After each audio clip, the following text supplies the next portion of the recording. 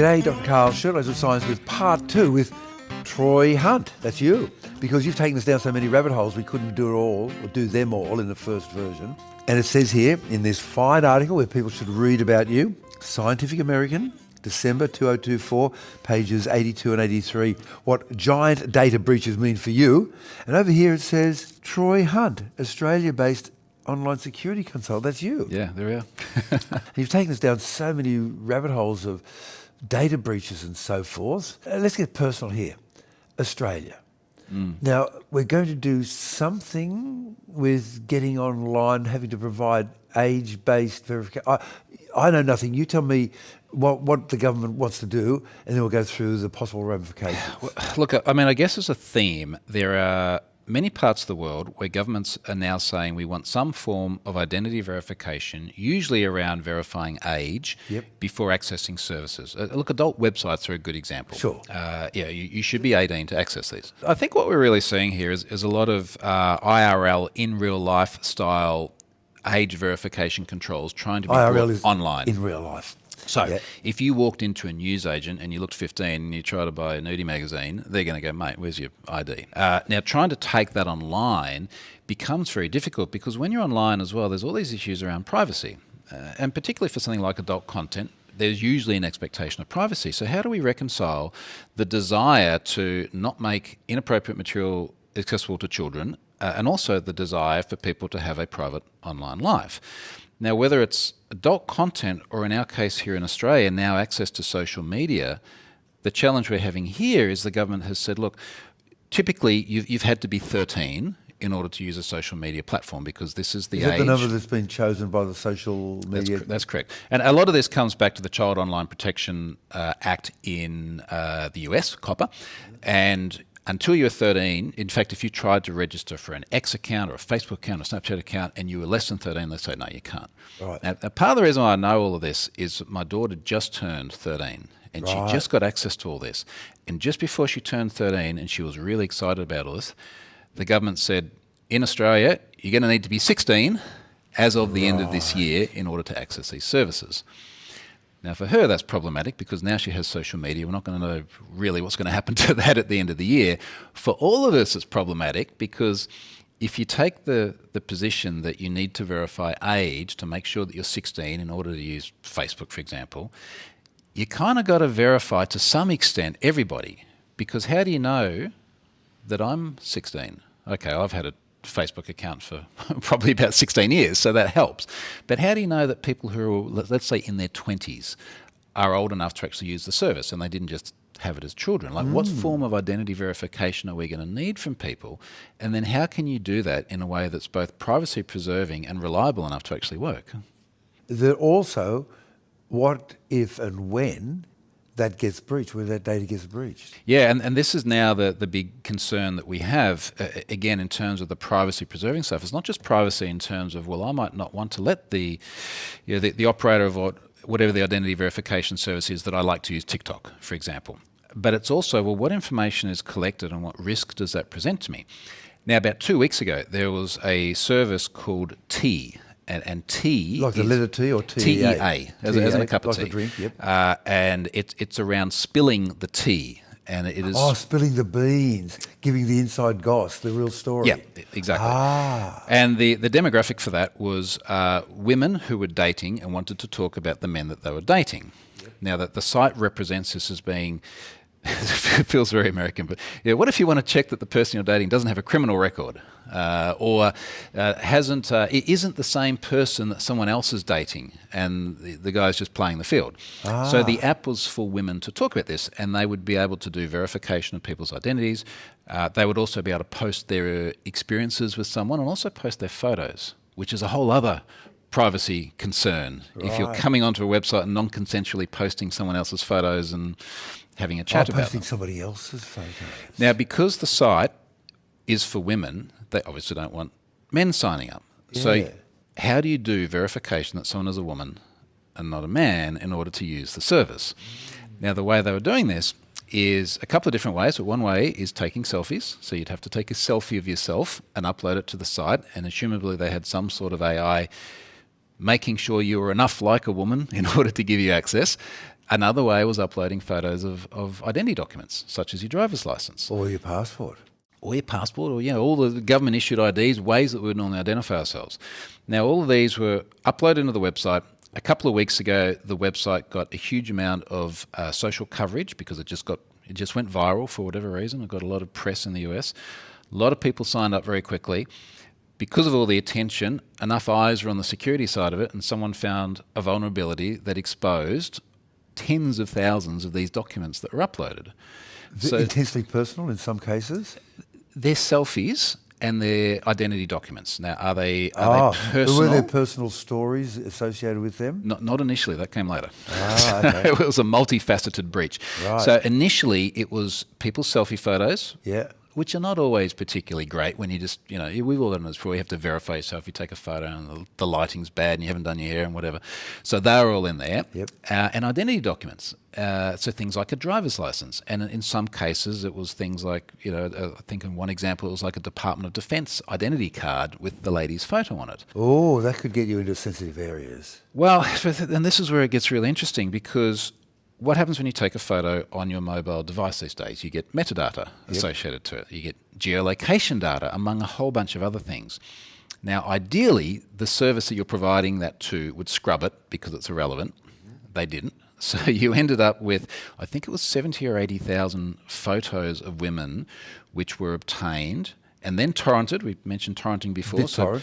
BitTorrent is a client which is used to download torrents, but it was wrapped up in a torrent and redistributed very extensively, 57 gigabytes, I think, from memory, worth of data of these photos. And a bunch of these photos are obviously not just someone's image, but geolocation data as well. They had the metadata. So very quickly, people started to create maps that just showed where all these people are. And some of them were like literally on military bases. And then separately to that, some of them were photos of IDs, which again, in one case was like a Department of Defense ID. So all of this was for identity verification. And to your point earlier, now it's all been leaked. And this is the concern we have about providing sensitive, personally identifiable data. What happens if it goes wrong? Is it a dumb question to ask, why don't they make the security system protecting the data unbreachable? I think to put it in terms that the masses can understand, it's like, why don't you make your house unbreachable? What do you mean you got broken into? Just make it unbreachable. But what would you have to do to make your house unbreachable? Because you get great locks and then someone chucks a brick through your window.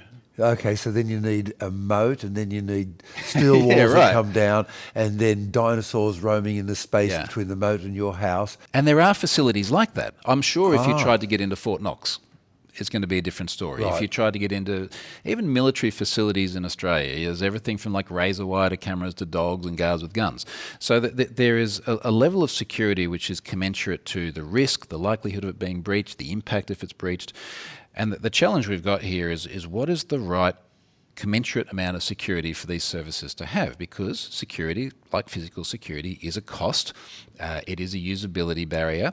How much should we have? Now, arguably in cases like this T-app, there was vastly insufficient security in many, many different ways. Now, these images, someone discovered a very, very simple flaw, which was publicised all over the internet. And that flaw relied on the fact that the images were in a publicly addressable database. There was no security over it. And once you actually knew where that image was, you could just enumerate through a list of them all and then download them all. So that's an obvious lack of security. And then we get into the rabbit hole of, well, what about all the other things that made this worse? What about data minimisation? Like, did they actually need to collect this in the first place? What about data retention? If they did collect it, did they need to keep it after verifying that you're a woman? Like, what's the point of keeping the photo after that? Because you can sell it to somebody else later down the line and make an extra profit? Well, see, that's another problem, isn't it? That does happen. And maybe the terms and conditions, which everybody didn't read before they said they did, actually says they can do that. Data, what do they say? Like, data is the new oil, right? Like, data has value to it, and retaining data means retaining something that could be valuable later on. Wow. So what can we do as individuals? So firstly, I've gone past hey, my password is 123 and made it more complicated. So can you give us the pros and cons of a password manager and explain what it is? And can a password manager itself be breached. Yeah, look, I mean, everything is breachable with enough determination. I think that the discussion here is very much around how do you compare security postures. Trying to look at any one thing and looking at it in absolute terms is very hard. But if we compare what 90% of people are doing, which is they're remembering the same 1, 2, or 3 passwords and using them everywhere, and we compare that to a password manager. So your problem when you remember them is your password's exposed in one place and then it unlocks everything. So if there's a data breach, someone gets it, unlocks everything. If you get phished and you provide it to someone else, if they see you typing it while you're sitting on the train, it's usable everywhere. I've seen video, read about it, where they can photograph the reflection of what you're typing in your glasses. Right. And even off your the front of your eyeball. Yeah, it's wild, isn't it? Yeah. And look, I mean, some of this becomes very sort of highly scientific and theoretical and is likely to be impractical, certainly en masse, but possible and interesting research. So you reckon a password manager is a good start? So what a password manager does is it puts all of your passwords in one place and it secures it as tightly as we reasonably can. And then every time you go to log on to somewhere, it takes the password from your password manager and it puts that into the site. And every single password in the password manager is unique. And if someone else gets into the password manager, you're screwed. If they can get into the password manager, you're screwed. So I've got a password that is like the first letter of a very long sentence, first letter of every word in a very long sentence. And so I rose up the mountain and fought the dragon, something, and there's a whole bunch of characters, I'll throw in a number. So if you have your password to get into the password manager really messy, then you're probably okay? Well, I mean, this is part of it. So having a strong, unique password, like whether you do that or passphrases are popular. So look at 4 items in the room and turn that into a phrase and then maybe chuck some capitals and things like that in there as well. If you have that, and then if you have these other mitigating controls as well, things like what about having multi-factor authentication to access your password manager? Ideally, something like a pass key or a physical key, like a YubiKey, a universal 2-factor authentication key. Worst case, a soft token that rotates the number. We've all seen these before. We've all had SMSs, but something in addition to the password itself. And then good password managers, and these are, look, I mean, Apple's got one that's built into all of iOS. Good password managers will also have additional layers of controls to make sure that some unauthorized person isn't accessing it. So if it's the one built into your iOS account, it's very hard to get into a lockdown iOS account unless you have an existing iOS device or unless you have access to the recovery email. So the value proposition with the password manager is it is a secure vault. So think about it like a vault that is locked down as tightly as possible, and your password, the master password they'd call it, is one of the controls that you need to get into the vault. Hopefully a second factor of authentication as well. So whether, worst case, it's an SMS or one of those little soft authenticators where the number goes around like this every 20 or 30 seconds. But you can get things like a physical security key. You can get a YubiKey, a universal 2-factor. It's like a little USB key. Works with NFC as well, so you can hold it on the top of your phone. And if you don't have that key, you can't, let's say, set it up on a new device. So then all you got to do is every couple of years or whenever it is, and you get a new phone, make sure you got your physical key and then you transfer it across. And that's great, because now if a hacker wants to get your data, well, they have to get the physical phone. And I'm much less worried about the people in Russia or the other side of the world than I am about the person at the pub. But then you've got your master password, and then your phone's got Face ID on it, and you've got to biometrically authenticate, and you add layers and layers of security. Okay, Troy, it says here, Australia-based online security consultant, potentially embarrassing question. Have you ever been tricked? I feel there's a setup question. Yeah. I got phished very recently. I got phished.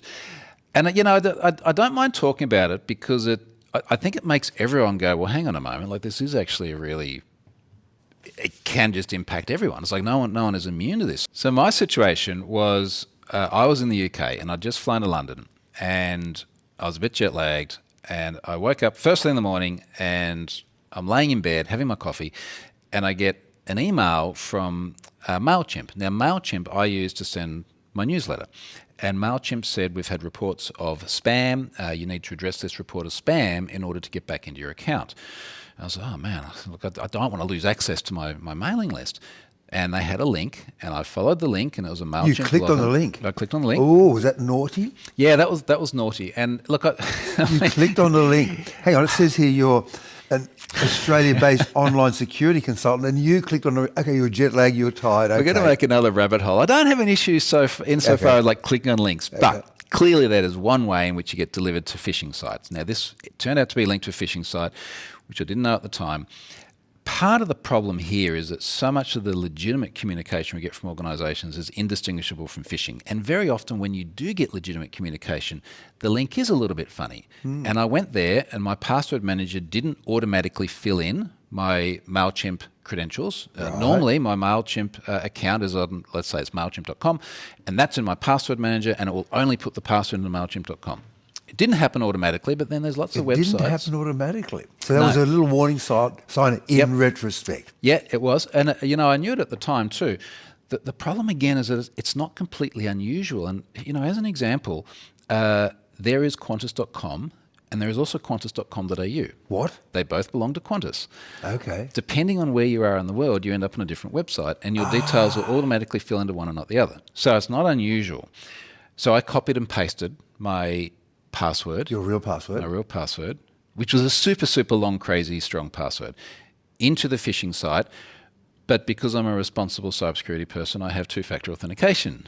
So it then came back and it said, now you need to enter the 6-digit code. That we've sent you via text or email? No, it was the one from my Authenticator app. So this is the one where every 20 or 30 seconds, I forget which one it is, it rotates around and you get another 6-digit code and then it expires and you get another one.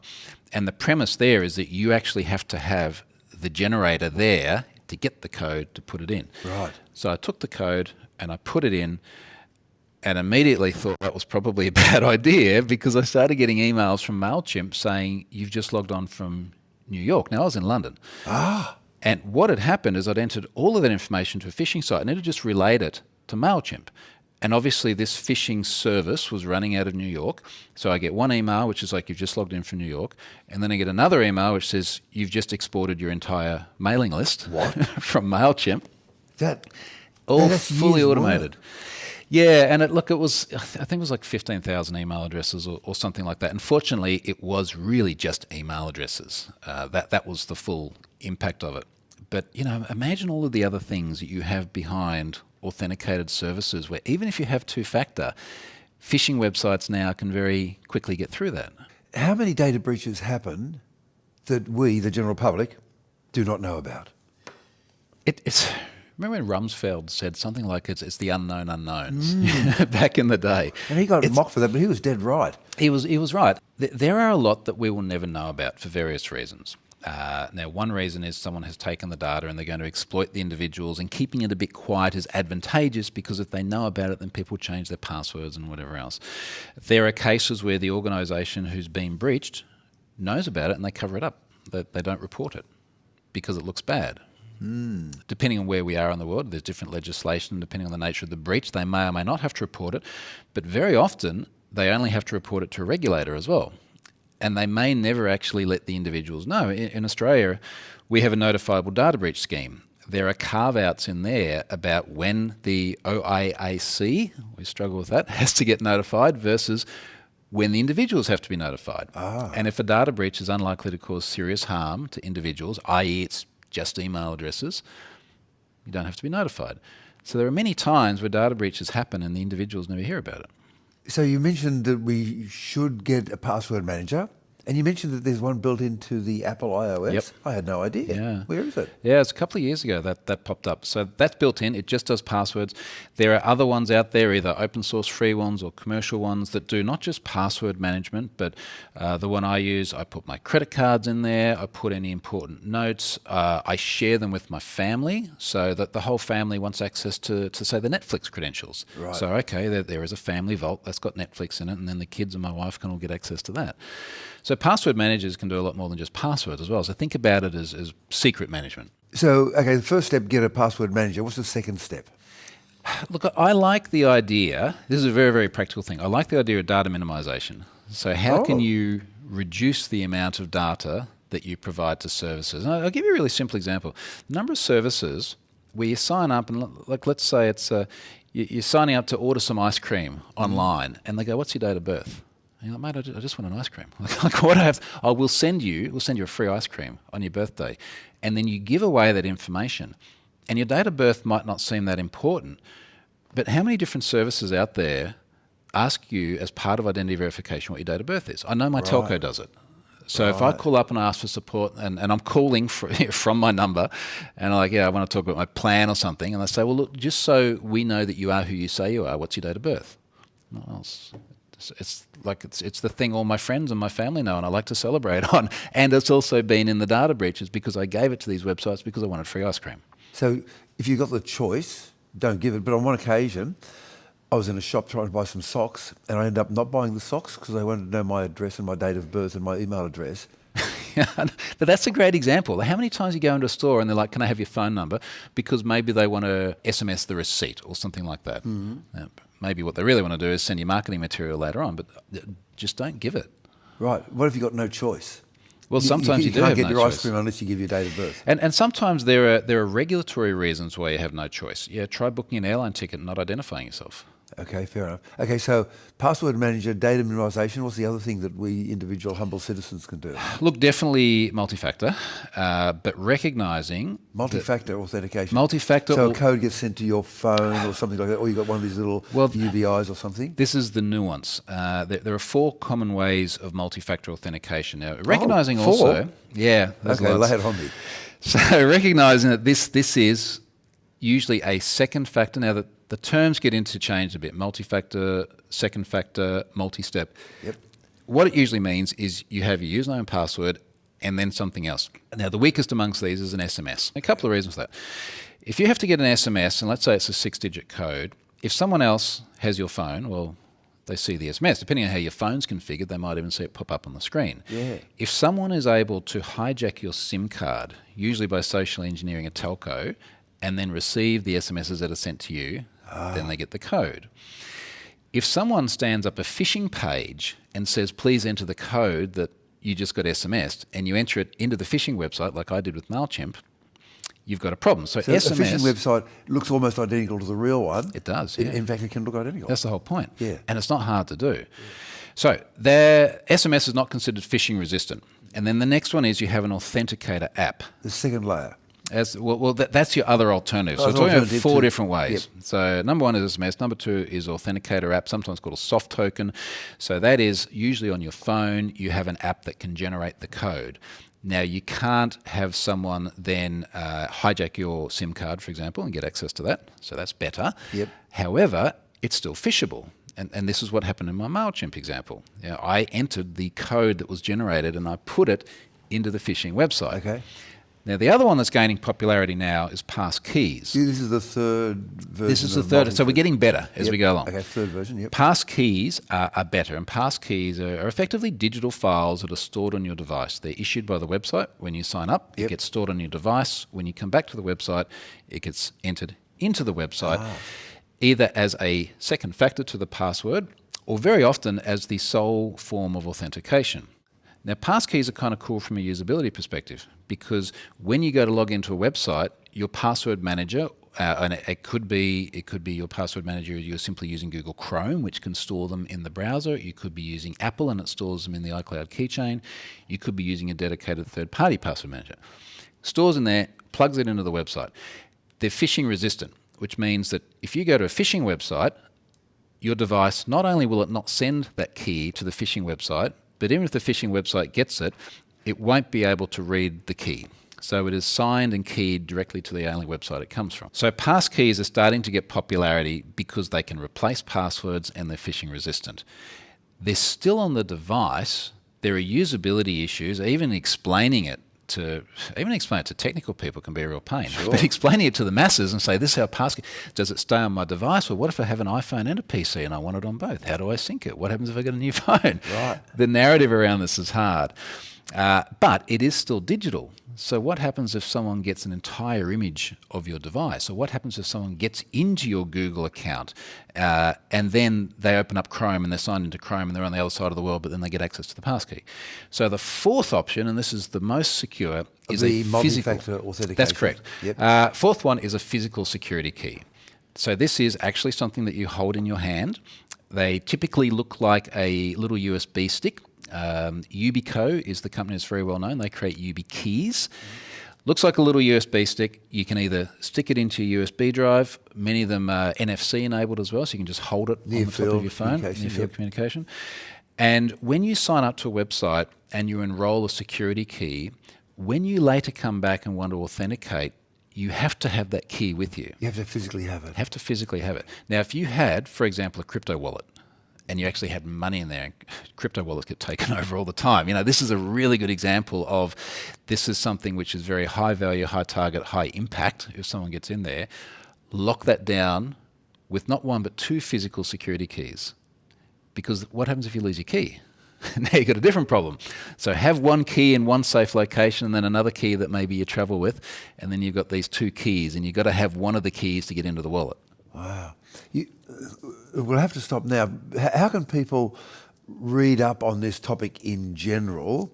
And also they should go to your website to see if they've been pwned. Okay, and how should they follow you as well? So, firstly, how should people follow you to learn about your fine week? And then secondly, how can they read more on this topic? TroyHunt.com has got links to all of my social things, and you pick whichever one is a favourite. There's a lot now, so you've got to be across all of them. And look, any of these topics, do a little bit of searching. A good place for people to start is if you have an Android, then go and have a look at the Google guidance for how do I lock down my Android. If you've got an iPhone, how do I lock down my iPhone? There are so many little knobs and dials and tweaks that you can do with both these devices to make them super secure. I reckon for normal everyday folks, start there. Okay, I haven't done that, and I will. Look, thank you ever so much. It says here, Troy Hunt, Australia-based online security consultant. Look, thank you for taking us down this incredibly important topic of cyber security, a thing that we really need to know about. Thank you for coming in. Thank you. Shirtloads of Science is washed, spun and aired by the University of Sydney.